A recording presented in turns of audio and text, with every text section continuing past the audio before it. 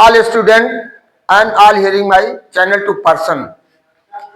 तो प्रत्येक दिन की तरह हम आपको कुछ मोटिवेशनल सॉन्ग और कोटेशन के साथ आते हैं और आपसे यह निवेदन करते हैं कि आप चैनल को ज़्यादा से ज़्यादा सब्सक्राइब करिए और वीडियो को लाइक करिए और वीडियो को अंत तक देखना ना भूलें। हमारा आपसे यही विनम्र निवेदन है। तो इसमें पहला हम आपको इंग्लिश का मोटिवेशन, नेवर माने कभी नहीं, never leave these two kinds of people in your life. कह रहा अपने जीवन में दो प्रकार के लोगों को कभी मत छोड़ना। पहला कौन सा है? The man who accept your past.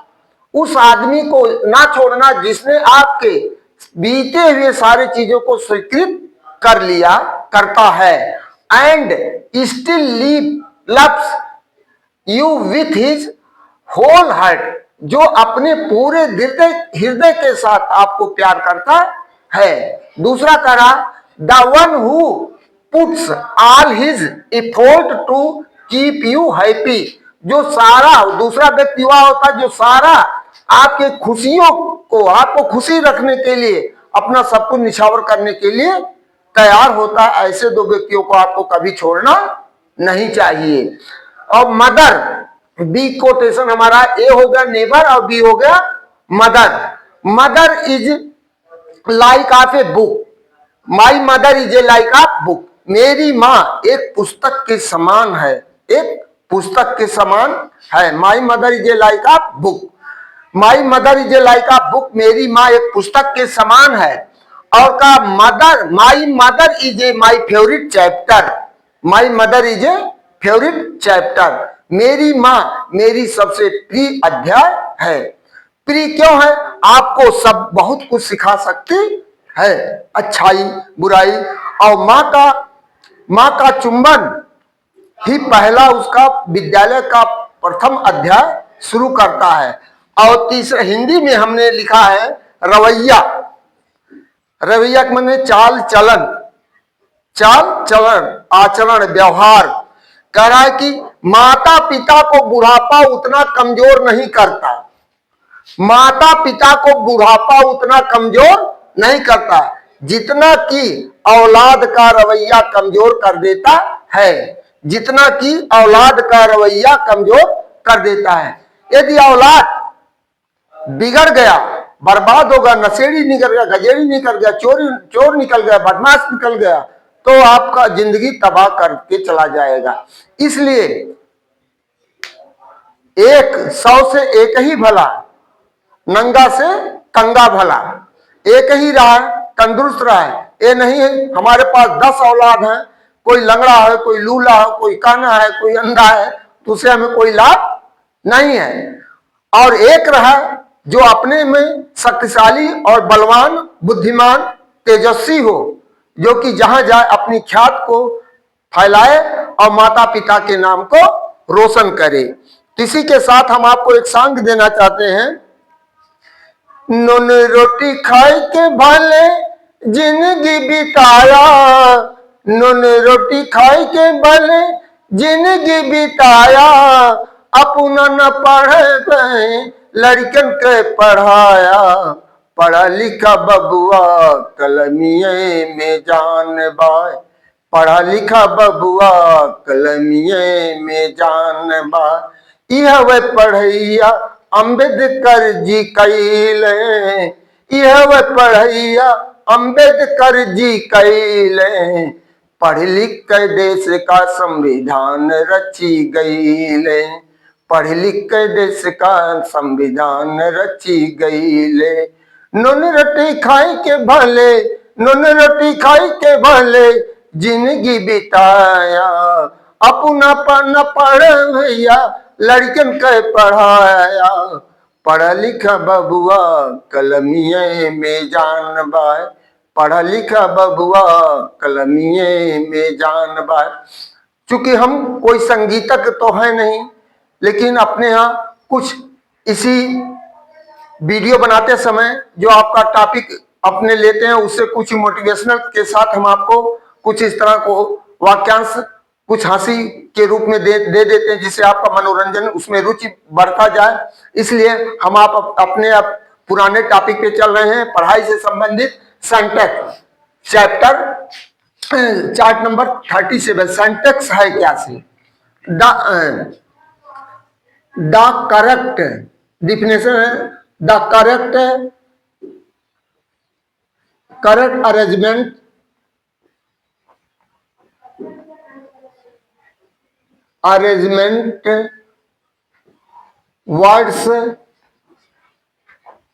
words in a sentence is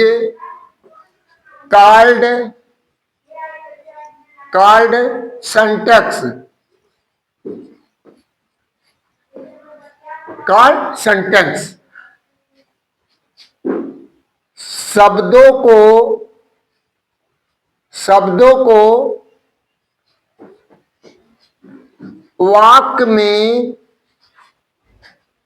वाक्य में उचित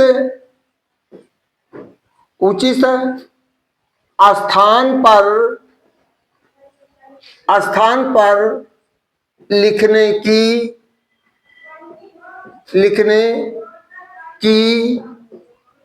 प्रक्रिया को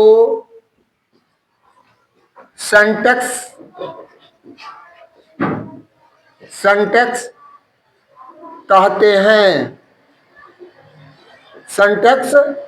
कहते हैं।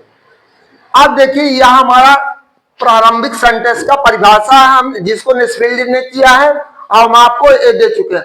अब इसके अंतर्गत डिटरमाइनर्स आते हैं। क्या आता है? डिटरमाइनर्स आता है। सिंटैक्स के अंतर्गत डिटरमाइनर्स आता है, अर्थात पार्ट ऑफ स्पीच आ जाता है, पूरा होल पार्ट ऑफ स्पीच, जिसमें हम आपको डिटरमाइनर ले चल रहे हैं पहले। इसी के अंतर्गत क्या आता है? पार्ट ऑफ स्पीच, जिसे हिंदी में कहते हैं शब्द भेद। यदि आपको पूरी जानकारी है शब्द भेद का, तब आप सही रूप से कर सकते हैं। जैसे इसके कई भाग होते हैं? 8 भाग होते हैं। नाउन होता है, प्रोनाउन होता है, adjective, verb, adverb, preposition, conjunction, interjection, और कोई ग्रामर में, किसी के आधुनिक ग्रामर में आर्टिकल भी जोड़ दिया, जिसके कारण आप 9th मानते हैं। तो यहां हम डिटरमाइनर्स से शुरू करते हैं। ओरल में बता दे रहे हैं डिटरमाइनर क्या है? Determiner is a word which comes before any noun और pronoun and indicate its condition और number. These are follow 6 type of determiner. पहला होता है हमारा आर्टिकल्स ए एंड द। दूसरा है हमारा डिमांस्ट्रेटिव, इसमें दिस, दैट, दीज और दोज। तीसरा है possessing, my, our, his, her, their, your, etc. फिर आ गया हमारा कार्डिनल नंबर 1 2 3 4 5 6। इसके बाद आ गया ऑर्डिनल नंबर। फिफ्थ है ऑर्डिनल नंबर, जिसमें first, second, third, fourth, fifth, ETC. इसके बाद adjective of number, some, more, few, all, many, ETC. इस तरह से आते हैं और इनका प्रयोग भी अलग अलग सेंटेंस के तहत बताया जाता है। कहां पर ए आइंदा का प्रयोग होगा, तो नेक्स्ट वीडियो में हम आपसे मिलेंगे। यूज ऑफ आर्टिकल का हम प्रयोग आपको बताएंगे।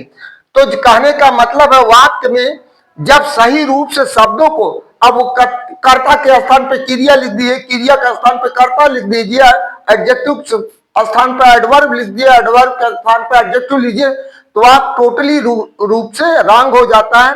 जो ग्रामेटिकली रूप से रॉन्ग हो जाता है, जो आपको कंपटीशन में आप पार्टिसिपेट लेते हैं करते हैं तो उसमें आपको मिसलिनियस सेंटेंस मिलता है, देखने में आपको एकदम जस्ट करेक्ट सेंटेंस मिलता है, लेकिन थोड़ी सी माइनर कमी होने के कारण आप उसमें पकड़ नहीं पाते हैं, जिसके कारण आपको त्रुटियां गलती करके चले आते हैं और आप सक्सेस अपने एम में नहीं हो पाते हैं। यदि आपको इस तरह की जानकारियां होती रहेगी तो आप निश्चित है, मैं चैलेंज के साथ कहता हूं, किसी भी कंपटीशन में आप अंग्रेजी विषय में फेल नहीं हो सकते, मेरा दावा है। यदि आप इससे आप सीख लेते रहेंगे, मैं अपने हर वीडियो में आपको नई नई जानकारियां ग्रामर से संबंधित, इंग्लिश ग्रामर से संबंधित देता रहूंगा। मेरा आप लोगों से विनम्र निवेदन है कि चैनल को ज्यादा से ज्यादा सब्सक्राइब करिए, वीडियो को ज्यादा से ज्यादा लाइक करिए और कमेंट लिखना मत भूलिए। इन्हीं शब्दों के साथ हम आपसे अलविदा करते हुए थैंक यू, धन्यवाद, गुड इवनिंग।